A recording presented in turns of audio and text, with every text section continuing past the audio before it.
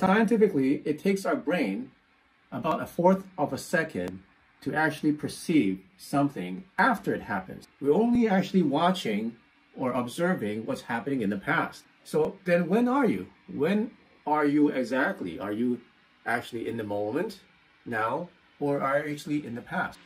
Okay, we always talk about frequencies, quantum frequencies, Rife frequencies, PEMF frequencies. Like what is a frequency? Well, scientifically speaking, it's basically a rate of speed, how fast something is moving in a certain period of time, or some kind of oscillation. And you can see here in the diagram, this is a basic sine wave with basic 3 sine waves that are happening at the same time. So you see it going up and down. So the speed that goes up and down is the frequency. And then there's also amplitude, which is how high those peaks and the troughs are. We also know that there are Rife frequencies. A lot of our technology is based on Rife frequencies, and Rife frequencies are created or invented by Dr. Royal Rife, who theorized that there was a potential of killing diseases or cancerous cells by sending an electrical pulse identical to the cell's unique electromagnetic frequency.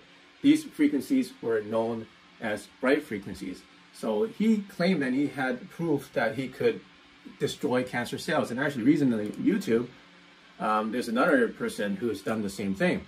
And it's nothing new. Basically, Rife frequencies is a way to do 2 things. Okay? There's 2 ways that it works. It has a blunt effect. That's the first way. Blunt effect, meaning it uses sound to vibrate something physically. Back and forth, as fast as possible, until it vibrates so quickly that it breaks. Right? A second way that Rife frequencies work is through a subtle way. Let's say that you don't want to just shake it back and forth to break it. You want to target something inside of a cell. Let's say part of its internal system, or you want to move the cell, or you want to decapacitate the cell. Then what do? Well, basically this is how it works.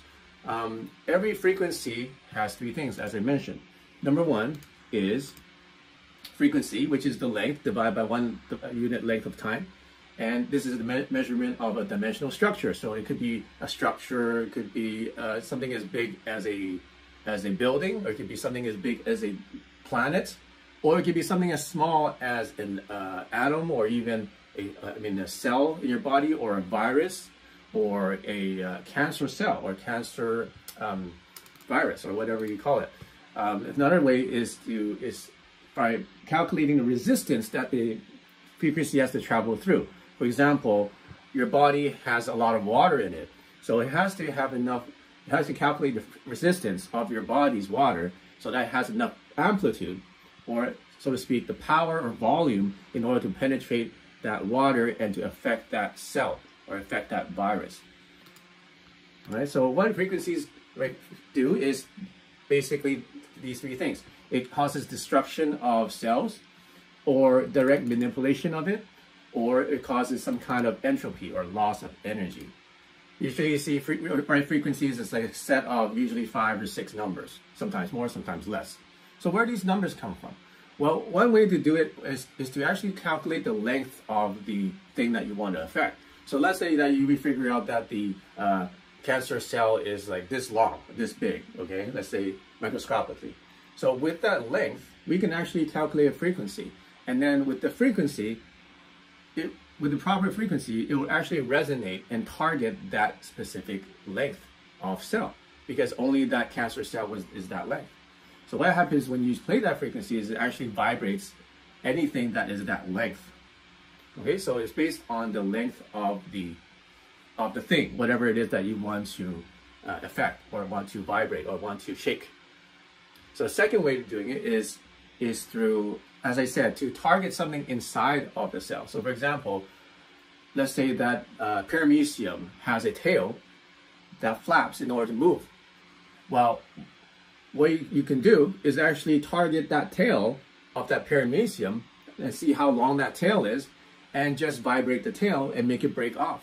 So in essence, you didn't actually destroy or kill that paramecium. You just cut the tail off, and now it can't move. So there's other things you can do with Rife frequencies, such as you can starve it For example, you can stop it from blocking, you can block it from expelling waste so that it toxifies itself.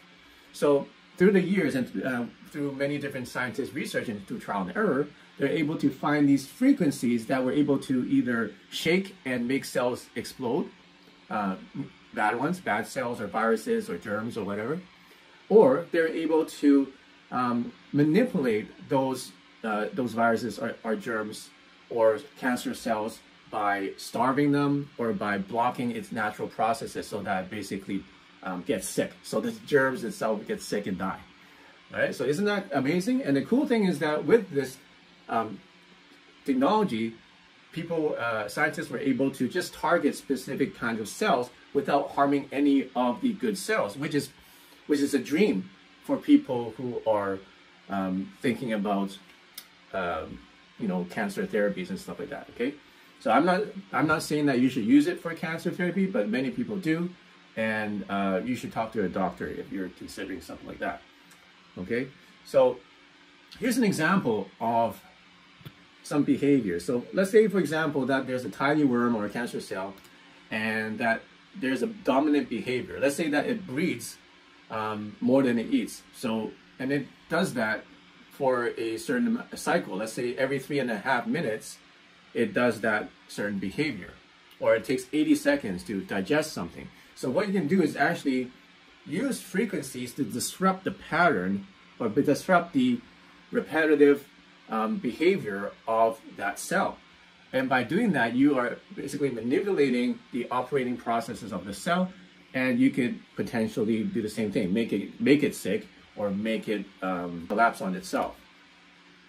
Okay, I just showed you this. So this is a paramecium. You can actually target different parts of a paramecium, or you can even target specific parts of it. Let's say there's a plate. It's got a length and a width, and it's got a shape. You can actually target geometric shapes with it. So let's say that you know that the cell is this wide and this long, and you can create a frequency. And what wide frequencies are is they found frequencies that actually target specific geometries inside of these cells and be able to decapacitate these. So if Rife frequencies can destroy structures, what if frequencies can reinforce structures instead? For example, what if we could make healthy cells stronger, make bones stronger, and make your organs healthier? So think about it. If you can make frequency, let's say an opera singer sings and it shatters the wine glass, okay?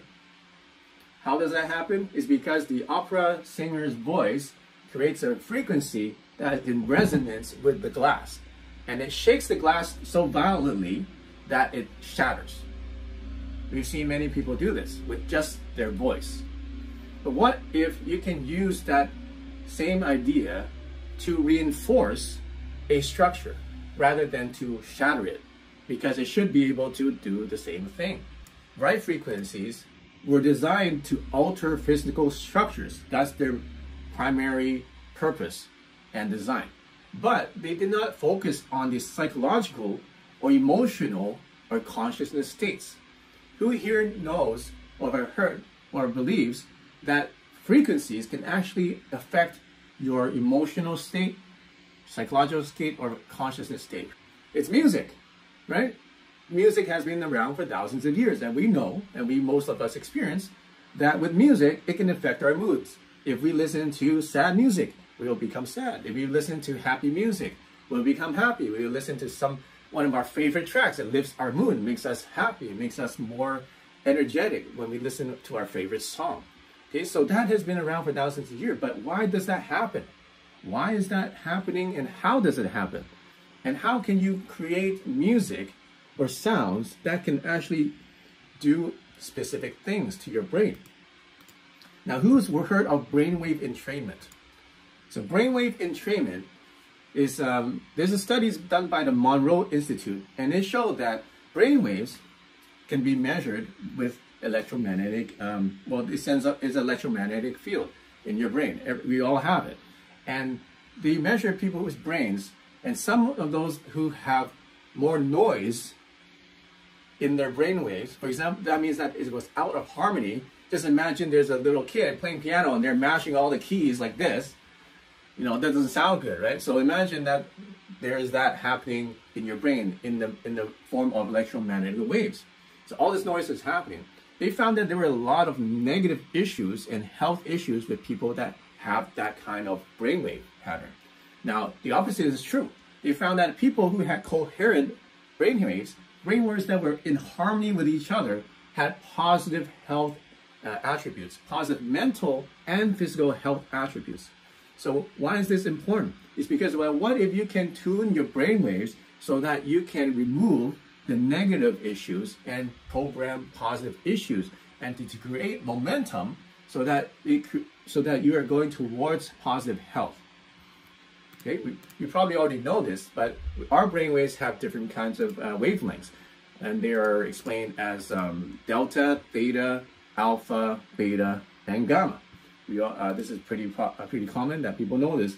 But what if you can affect brainwaves of sound and modulate internal electromagnetic rhythms in the brain through sound?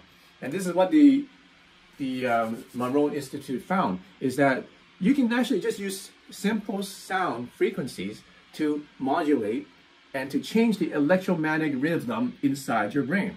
So basically, we're using just sound frequencies to alter your brain's electrical signals to create electromagnetic fields and alter the electromagnetic field in your brain. Isn't that amazing? And they found out that using, but they came upon one problem. It's because a lot of these brain waves, for example, delta waves and theta waves, are extremely low.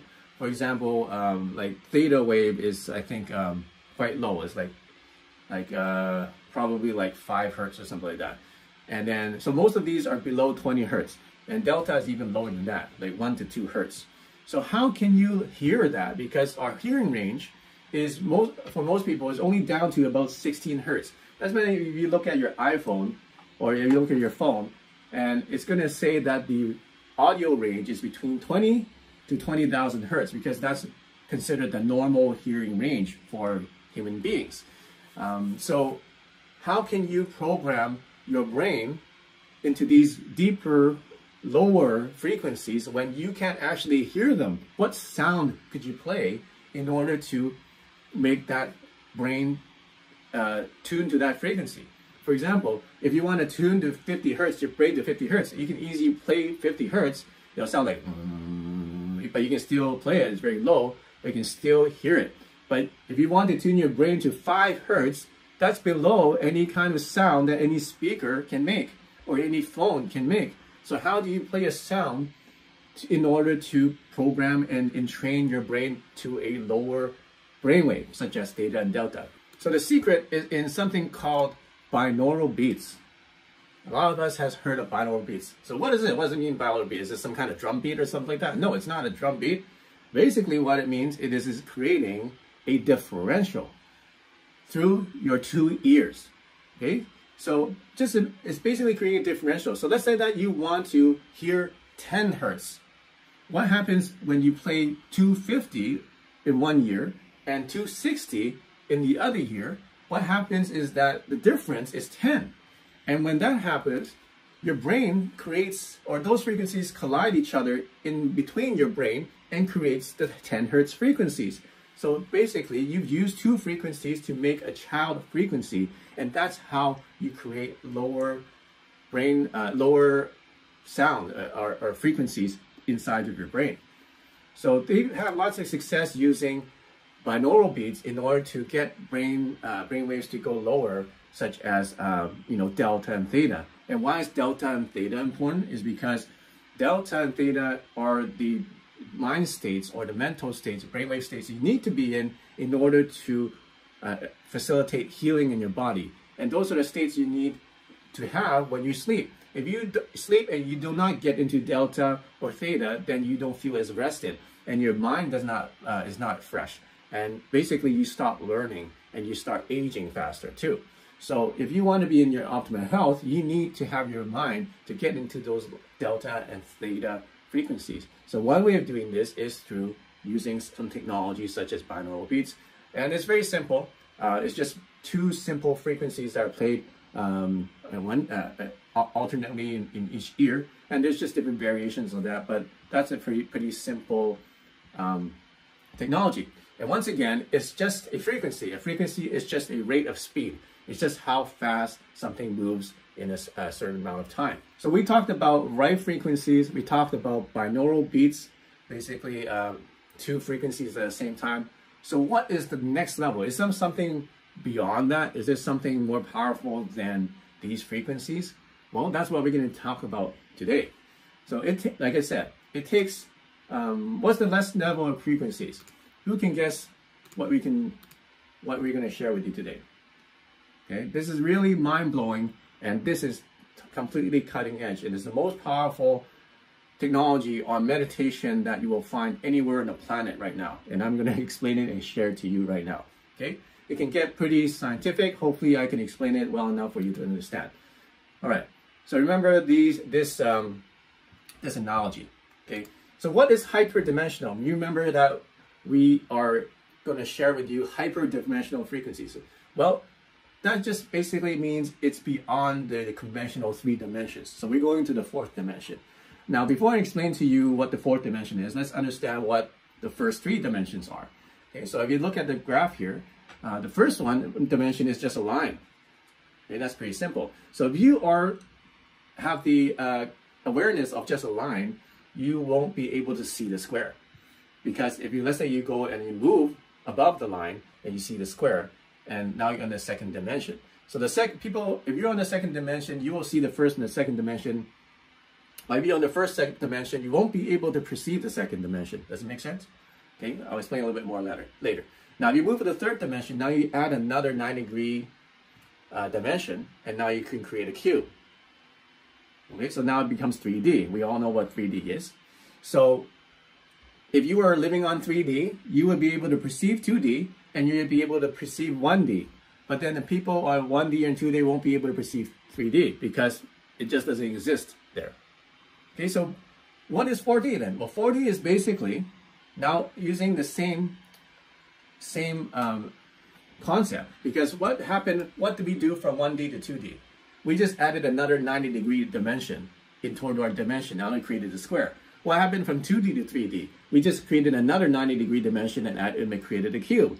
So what happened from 3D to 4D is just a simple extension of that process, which is to add another 90-degree dimension into it, and that creates 4D. And if you look at this diagram here, this graphic, can you see this? This is what you call a tesseract, and this is a 4-dimensional shadow, and what that looks like. It's always in motion. Okay. So when there's a 4-dimensional object creates a shadow, it creates this. So to explain this a little further, I got some chopsticks. You have chopsticks or some straws, you can play with this at home. Okay? So okay, if I do this, this is 1 dimension. Okay, just a 1 line, right? Now, what if I add another 90 degrees to it? Now it becomes what? 2 dimensions, right? And now you can see there's 2 dimensions. Now, if I add another 90 degrees to it, what does that become? Now that's 3 dimensions. Okay, so where's the 4th dimension? The 4th dimension is here. Okay, so now we have 4 dimensions. And now if you create a object with this, this is what it's going to look like. It's the tesseract. Okay, so those are the 4 dimensions.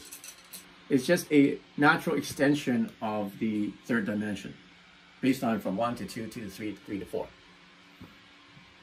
Okay, because mathematically we can actually create that, and that's what this diagram or this graphic is showing. Okay, it's what this graphic is showing. This is the mathematical representation of 4 dimensions. So now, okay, now we know what hyperdimensional means. It means going further than the 3rd dimension. So what are hyperdimensional frequencies? Okay, well, this is very interesting. Let's find out. What they are complex information fields of intention. Okay, so that's the technical way of explaining it. So for example, we are using different kinds of input into creating different dimensions in our frequencies. For example, there's space, there's time, there's our sensory input, which is the current measurement or current composite moment of our experience using our five senses. Okay, so that itself is, we can say, is the three dimensions. Now, if we go further and we add the conscious process, now we add another dimension, which is the fourth dimension. Okay, I know it doesn't make much sense right now, but let me explain a little bit more. So magnetic fields in brainwave states. So there's the German scientist, his name was Hamer, and he discovered that our internal brainwave processes correspond to our moods and to our health. And then the magnetic fields that are measured in our brain or measured throughout our organs, if they saw in the scan there were these black marks or pot marks in the field, they would correspond to negative emotional states. So let's say you took a brain scan and they found that they measured the electromagnetic field, or took some organ scans, and they can see that there is some empty shadows in that electromagnetic field. Well, wherever there's a shadow, it just shows that your emotional state is actually poor in that organ, in that part of your body.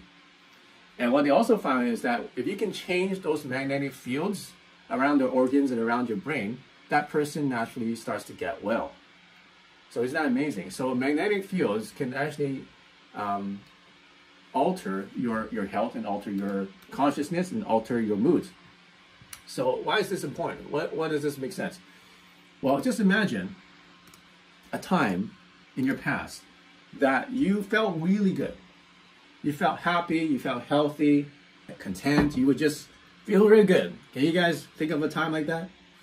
Maybe it's right now. I feel really good right now. But can you think of another time that you felt? Sometimes throughout your life, as you experience, let's say a little bit part of it, let's say that you smell something similar to that. What happens when that happens? When you do that, when you smell that? Let's say you smell the same smell of that time that you felt the best. Then actually it triggers all those emotions, and actually it makes you feel like it brings you back, right? People say it brings you back. So actually it consciously brings you back to that moment and you feel good, don't you?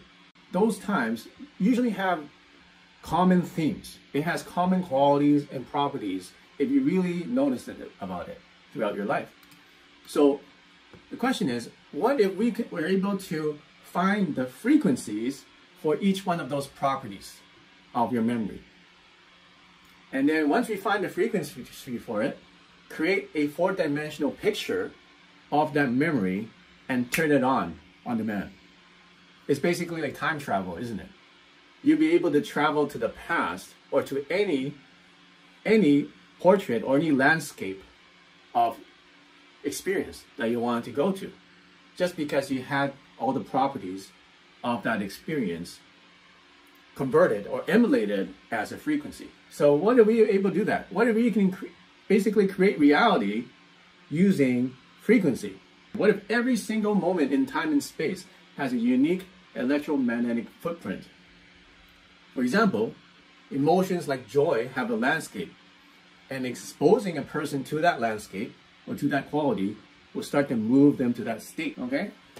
So I'm going to show you exactly how to do just that. How you can create reality by using frequencies. So how do you do it? How do you do it, David Wong? It sounds like pretty mind-boggling. It sounds pretty far-fetched, but is it actually possible? Well, let me share with you how it actually works. So there's two ways. There's two inputs. There's internal and then external, just like the yin and the yang. There's yin and the yang. So in the internal, what are the things that we can measure in the body, internally in the body, when we are feeling good? Are there ways to measure things that are happening in the body using numbers when we feel good? For example, we can measure our heat. Like who feels good when they're cold? I don't think people feel good when they're shivering cold, right? So who feels good when they're hot? Yes, heartbeat. Heartbeat is one. Heartbeat definitely is a big one. Like sometimes when you're happy, excited, your heartbeat either is raised to a certain level or sometimes it drops because you're calmer or you're more confident. So heartbeat is one. Emotions, okay, but what about the emotions? What are something that we can measure with a number? Okay, so heat, we can measure a number. There's certain, you know, Celsius or Fahrenheit. Okay, there's heartbeat. We can measure beats per minute. There's also galvanic output, the electroconductivity of your skin. That can be actually measured. Biochemical states, right? You can measure how much dopamine you're feeling, or how much melatonin you have in your brain. Respiration rate. You can measure how fast you're breathing. Heart rate variability. What else? We just talked about it.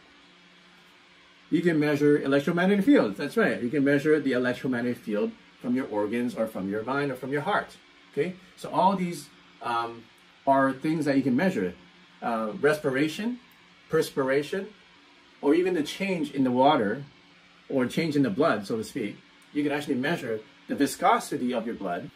You can also measure the viscosity of your blood, right? How thick your blood is.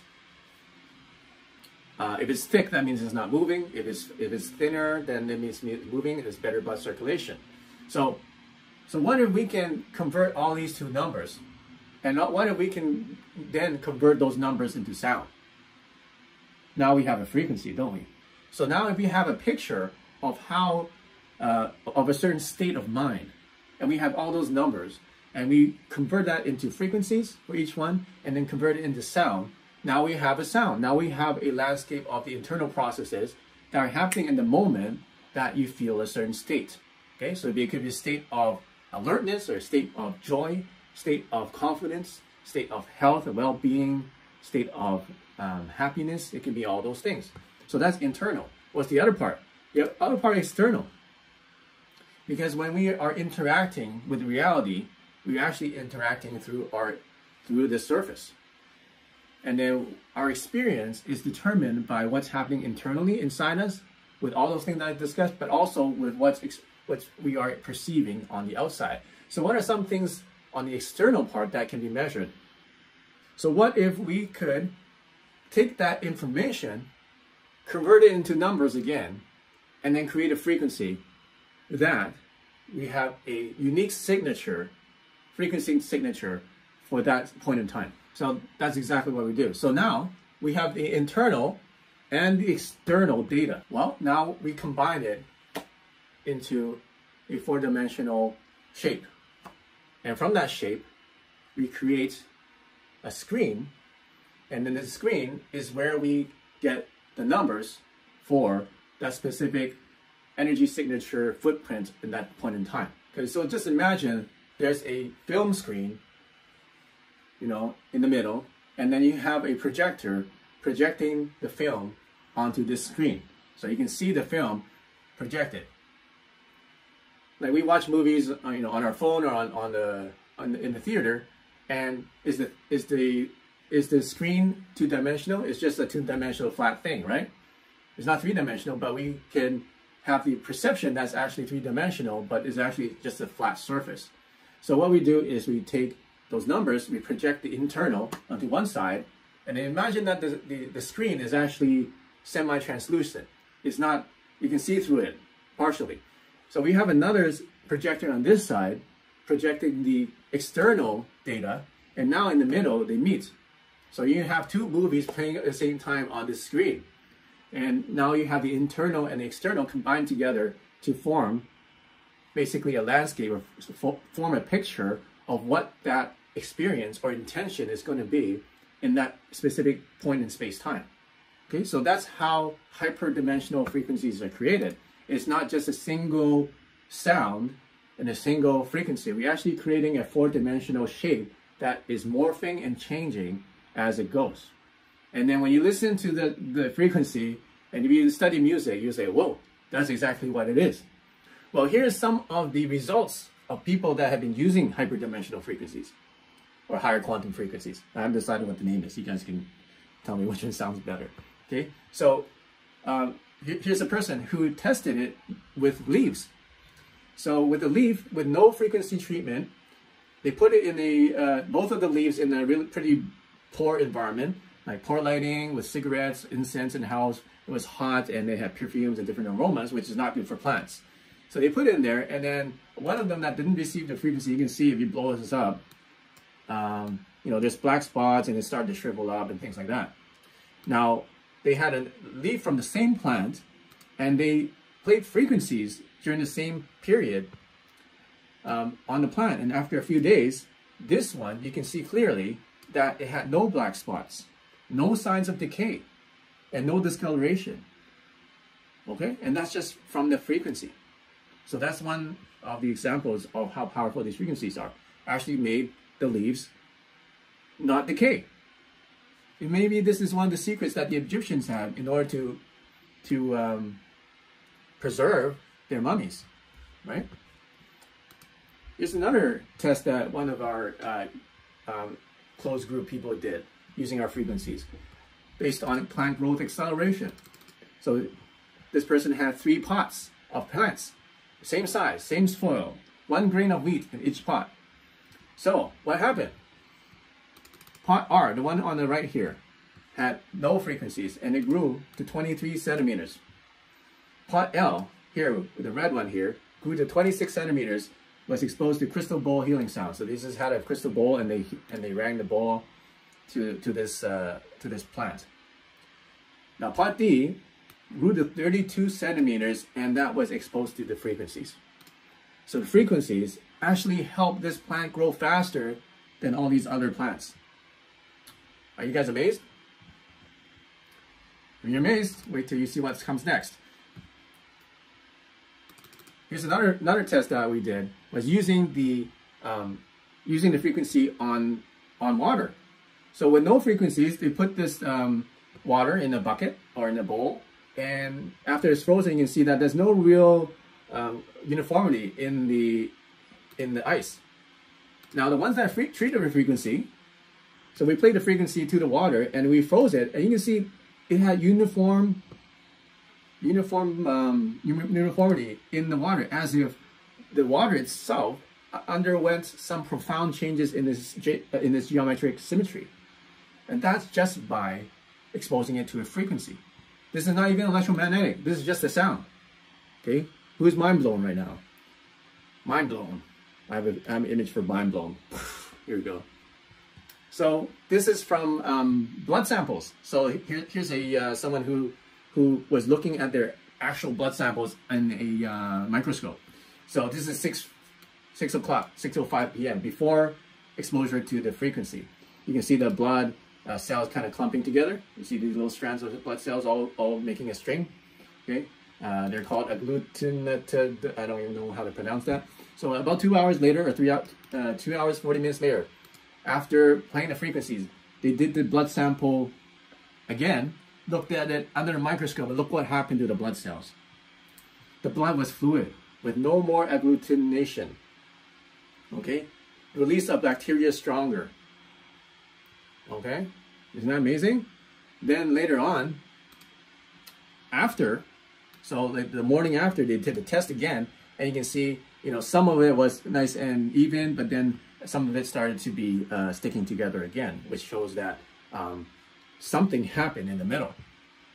Something happened to their blood while they were listening to their frequencies. It actually made it more fluid. It actually made it more healthy, because all that blood cells sticking together is one of the first signs of cancer. Did you know that? But here's some real testimonials from UA users. We actually have quite a few of them. We don't have time to go over them. I think we have like 50 of them from our closed group who are testing these frequencies, and this is their feedback. While I was playing the frequencies today in my office with the screen door and windows open to my yard, wild birds started surrounding my house and were trying as hard as they could to get inside to the sounds, repeatedly attacking my screen door, even entering my garage, searching out the source of the sound. Okay? So when I tried to switch them away, they ignored me completely, showing no fear and continued to come inside. Wow, what an experience. Okay, this is just, I mean, what kind of testimonial have you ever heard? It's so bizarre and out there. It has to be completely delusional, or it has to be actually true. Okay, it's one of those things. It's just mind-blowing. Okay, so it attracted birds. It's like Snow White. They attracted birds into their house using the frequencies. And here's another one. The results I'm experiencing are amazing, and I feel charged both mentally and physically. alert, focused, excited, and charged. This is remarkable. It seemed that there is a static charge that is emanating from my core and extends outward. This charge lasted quite a while, and it's unbeatable. Okay, that's another feedback. There's another one. Okay, I've been on the frequencies for just 1 week, and I've been on daily pain meds for 2 years. Here, and have been walking with a cane on my good days and a walker when my hip pop out of joint. My blood seems to be clotting as well, and now much better as well. Okay, that's good, because I guess this person had a problem with the blood not clotting properly. So now it's blood clotting, and then now is much better. And then he says, or she says, today is my first day off pain meds, and now I should be having major withdrawal, but I'm not.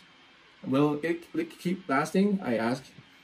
Oh yeah, I forgot the main thing is that I'm enjoying myself on top of it all. And why was there no withdrawal from taking codeine 4 times a day for 2 years? Interesting. Okay, by the way, I'm not supposed to use the real fake pictures and names, so these are just, you know, representation names and pictures. But these are real people, okay? So this person was on pain meds for 2 years, and he took off the pain meds and there was no withdrawal. Interesting. Here's some more. Here's another person. I'm experiencing something I've never felt before. I felt the same tingling on the top of my head as with the previous file, I guess another frequency. But this time it felt like it went off the top of my head. Again, I don't have the words to really describe what I felt. I had this feeling that someone was standing in the doorway of my room. What a feeling, a dream, a hallucination, or whatever. It was wild. This defies my way of logical thinking. So he experienced something that can't be explained. Interesting. Here's another one. The energy is flowing smoothly, so freely. My body feels like it is so vast, so limitless, so filled with light. But these words pale in the actual experience. I'm here, but I'm certainly not here, if that makes any sense. Dimensional doors are being opened for me as it easier for me to connect with those dimensions. I hope this makes some sense, because these frequencies are amazing. Okay, and there's a lot more. Here's another one. Let me read this one. Can't really see it on the screen, it's too small. I hope this makes sense. Immediately I felt spacey. I had a tingling sensation throughout my entire body. There was an overwhelming belief that came over me of being able to overcome anything. Who wants to feel like that? A spiraling movement of energy was felt within me, like a giant model of DNA revolving and pulsating. I had a feeling of being fully activated, reaching my full potential. It felt like an out-of-body experience. I was weightless, hovering above my physical body. I felt as though I was moving in different directions simultaneously, as if I was multidimensional. I was everywhere all at once. I felt as though I had left my body entirely. There was a momentary awareness of the light beings around me. So that's pretty profound, what this person experienced. Okay, so who wants to experience some of these things? Raise your hand. Amazeballs, that's funny. My wife likes to say amazeballs. I thought she was the only person that said that, but Justine, you also say that. Okay.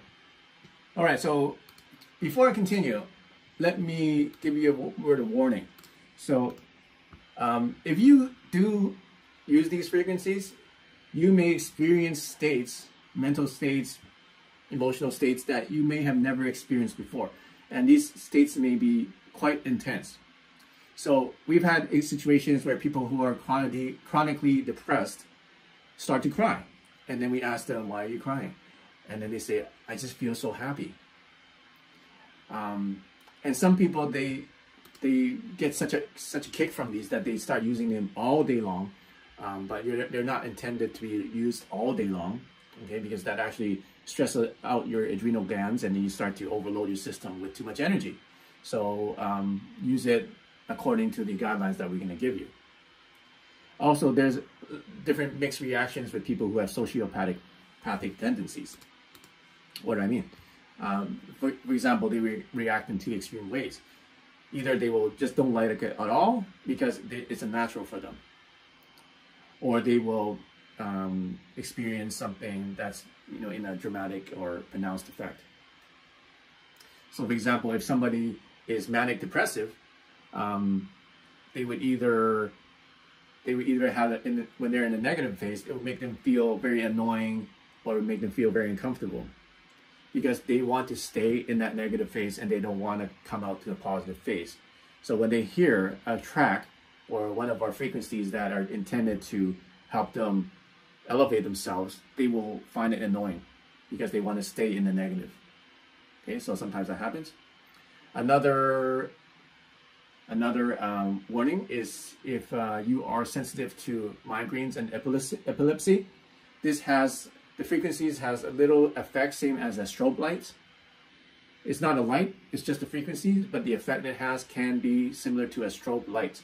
So if you're prone to epilepsy, then I suggest not using these frequencies, okay?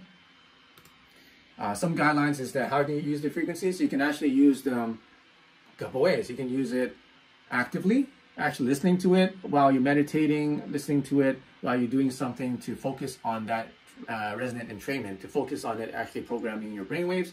Or you can just do it passively, like just playing in the background. You're not even active and conscious that's there, but it's just playing while you're, you know, doing your everyday's activity. Either way, you want to be drinking water before listening to it.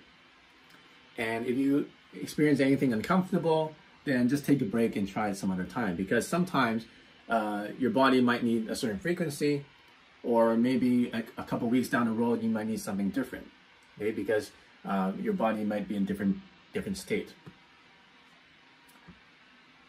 All right, so who's interested in getting one of these frequencies? Oh yeah, so here is the answer to the riddle from the beginning of the webinar. You guys figure out the riddle? So it takes your brain 400 milliseconds to perceive something that happens. So if you're only perceiving things in the past, then when are you?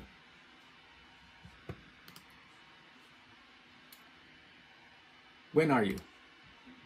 Who knows the answer to this riddle?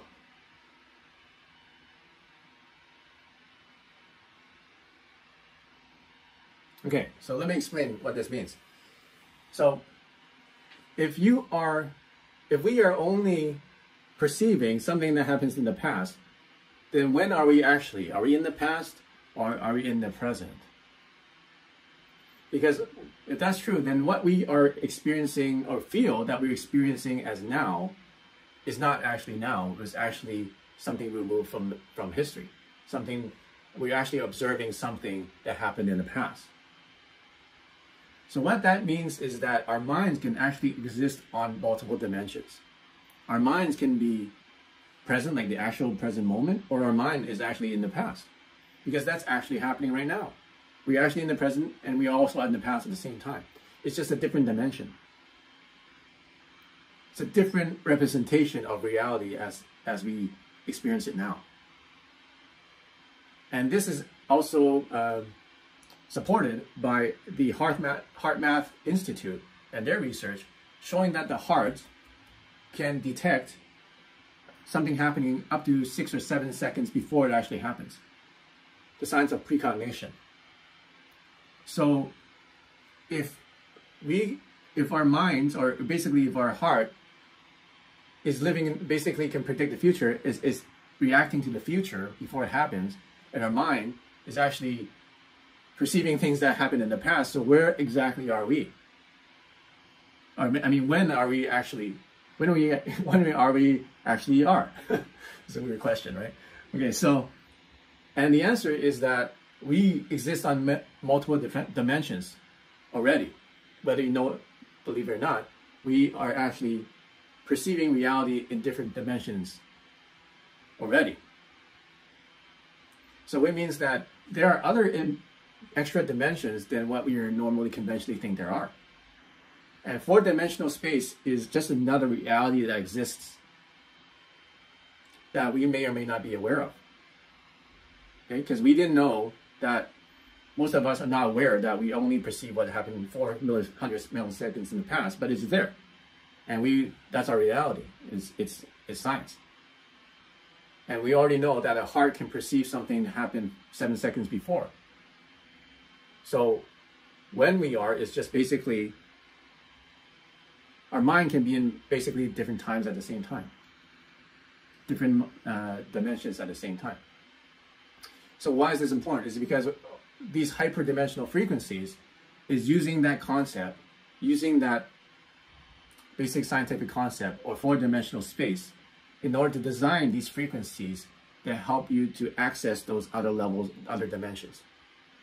And it's the same way that one dimension is a representation of the dimension before it. For example, the four-dimensional is a representation, can see and perceive 3, 2, and 1. And 3 can perceive 2 and 1. And 2 can perceive 2 and 1. And 1 can only perceive 1. You can only perceive the dimensions before it.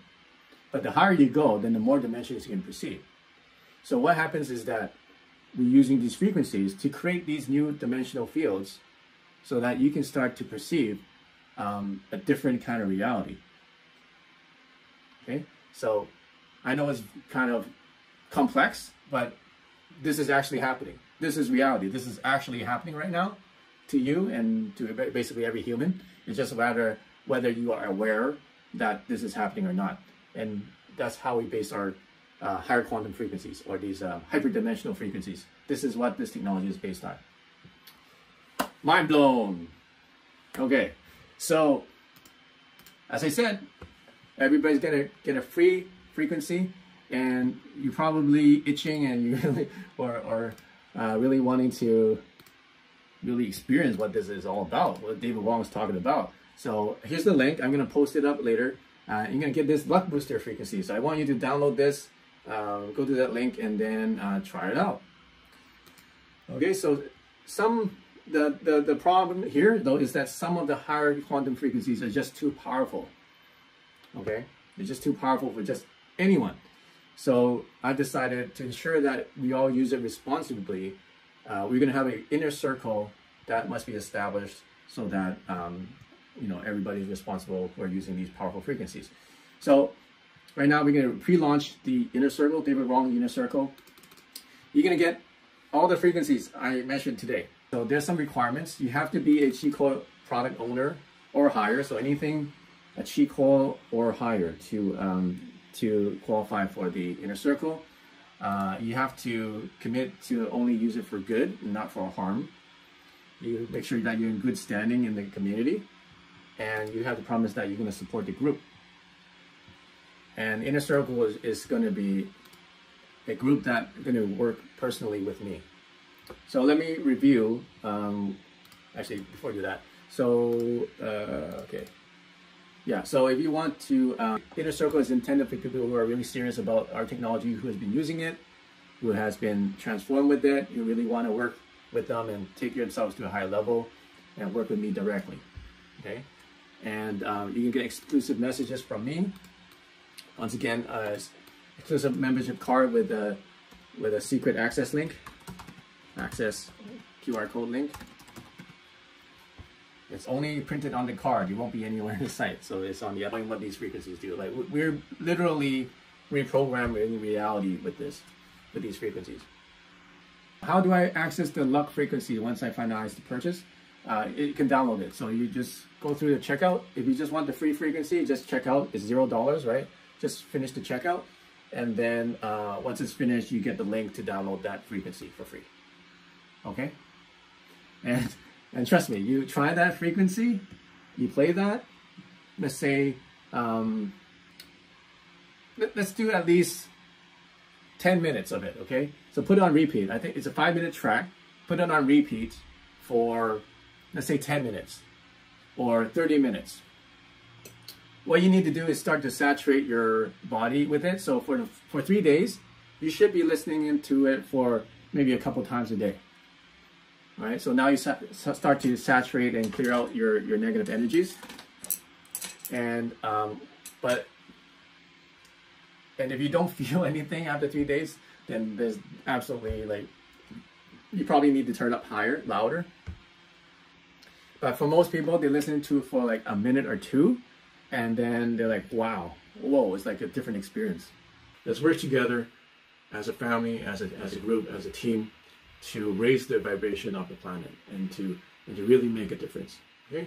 So until next time, use the chi and prosper.